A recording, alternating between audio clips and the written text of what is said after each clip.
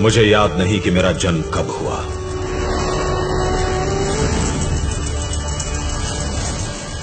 पर मुझे विश्वास है कि मैं किसी योद्धा की तलवार से उठी चिंगारी से उत्पन्न हुआ। मैं अग्नि हूं, वही जिसे देश प्रेमियों ने प्राणों की आहुति देकर पवित्र किया और जिसे ओडिशा की महान संतानों ने अपने हृदय में जीवित रखा।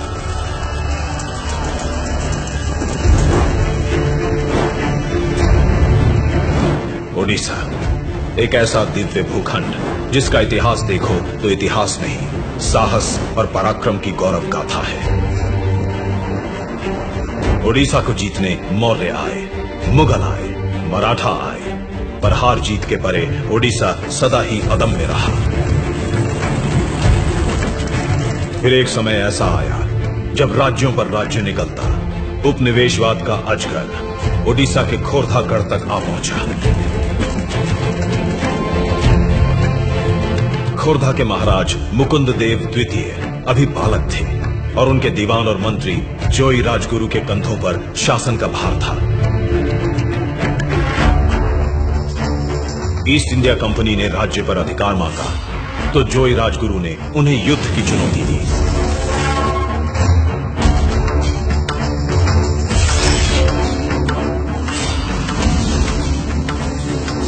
सन 1804 7,000 अंग्रेज सैनिकों के सामने मुट्ठी भर पाइको योद्धा निर्भयता का कवच पहने खड़े थे।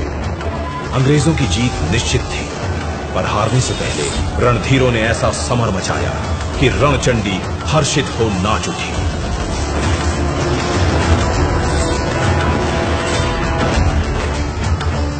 मातृभूमि ने आंचल फैलाकर एक एक सपूत का बलिदान स्वीकार किया। अंग्रेजों ने जोई राजगुरु पर मुकदमा चलाकर निर्ममता से उनका वध कर दिया।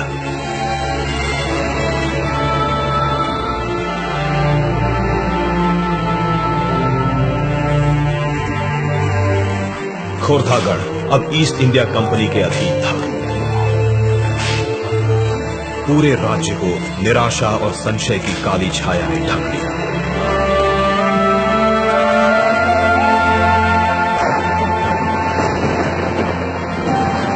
ऐसे में पाइको कुल गौरव बक्सी जगबंधु अपने महान पूर्वजों के पुण्य प्रताप को कैसे धूल में मिलने दे सकते थे।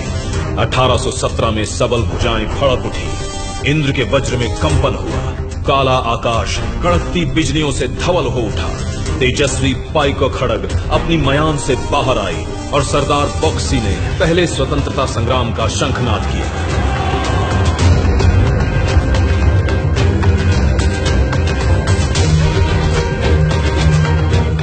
पिंडी की बाहुबलेंद्र और कुर्तिबासा पाटसाहनी जैसे अनेक रणबांकुरों को साथ ले सरदार बक्सी ने छापामार युद्ध की योजना बनाई। घूमसर के कौंध आदिवासी भी साथ आ मिले। सभी सूरमा वो साए गजदल की तरह जंगल से निकल कर अंग्रेजों के दफ्तरों, गोदामों, भवनों और खजानों पर धावा बोलने लगे।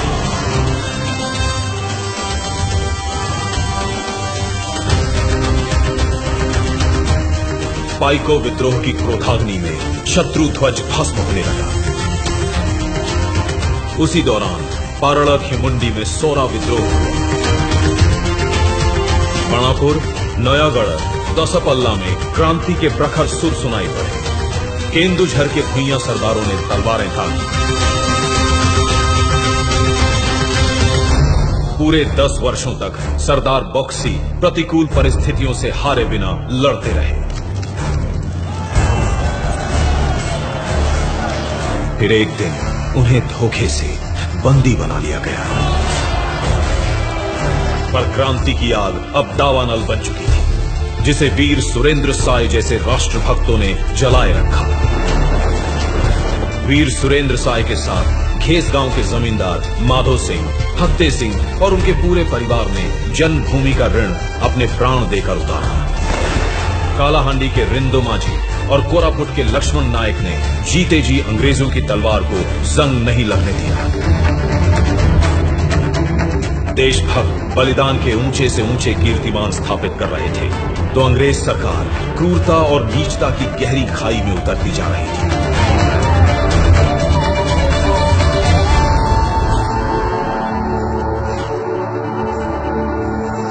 अंग्रेजों की पैशाचिक प्यास जब योद्धाओं के रक्त से ना बुझी तो उन्होंने निर्दोष जनता को अपना निशाना बनाया।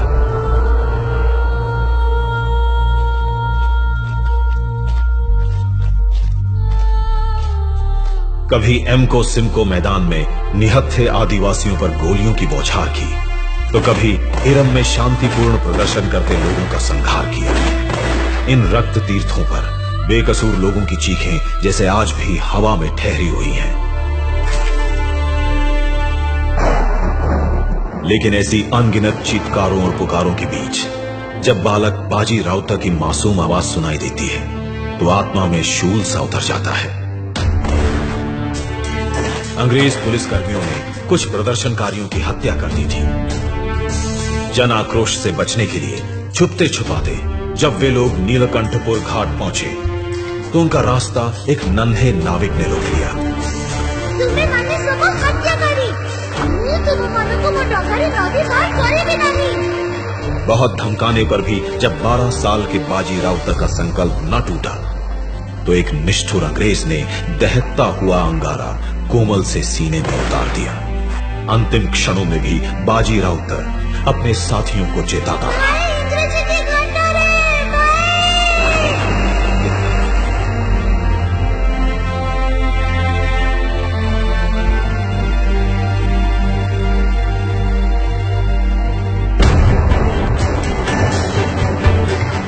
काल का कराल सर्प उत्कल जननी की संतानों को यूं ही निकलता रहा। समय बीता, सदी बदली, पर उड़िया समाज धीरज खोए बिना देश पर अपना सर्वस्व न्यौछावर करता ही गया। बाघा ज्योतिन जैसे विलक्षण वीरों ने स्वतंत्रता संग्राम में नए प्राण फूंके। नेताजी सुभाष चंद्र बोस जैसे महामानवों ने उड़ीसा की कोख को धन्य किया। पंचशखा पंडित गोपबंधु दास, पंडित नीलकंठ दास, पंडित गोधाबारिस मिश्रा, आचार्य हरिहर दास और पंडित कृपा सिंधु मिश्रा नव क्रांति के अग्रदूत बने। तुम मुझे खून दो, मैं तुम्हें आजादी दूंगा। जब नेताजी ने महा आह्वान किया तो लक्ष्मी इंदिरा पांडा, वीरपात्रा, ब्रजमोहन पटनायक और सोमनाथ पाणिग्राही जैसे अनगिनत जोशीले जवान आजाद हिंद फौज के जाबाज सिपाही बने। वहीं दूसरी ओर मधुसूदन दास, पारड़ा महाराजा, हरे कृष्ण महताब, रमा देवी, मालती देवी, अन्नपूर्णा देवी, पार्वती गिरी, चंद्रशेखर बेहरा और गुरुवारी मेहर जैसे अनेक नेताओं ने गांधी जी के असहयोग आंदोलन और नमक सत्याग्रह को बल दिया।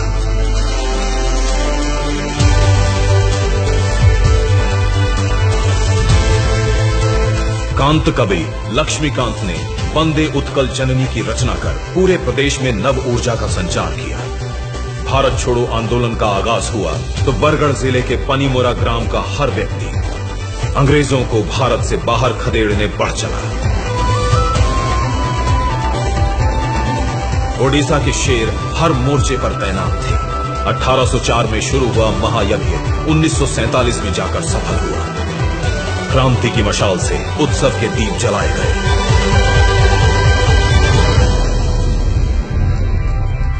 और मैं तो कल भी प्रकाशमान था और आज भी प्रज्वलित हूं। अगर देखो तो अमर जवान ज्योति की किसी अग्नि शिखा में मेरी लपट भी दिख जाएगी। मुझे कभी बुझने न देना। मैं सम्मान हूं तुम्हारे पूर्वजों का। मैं ताप हूं देश प्रेम का। मैं तेज हूं अदम्य ओडिशा का।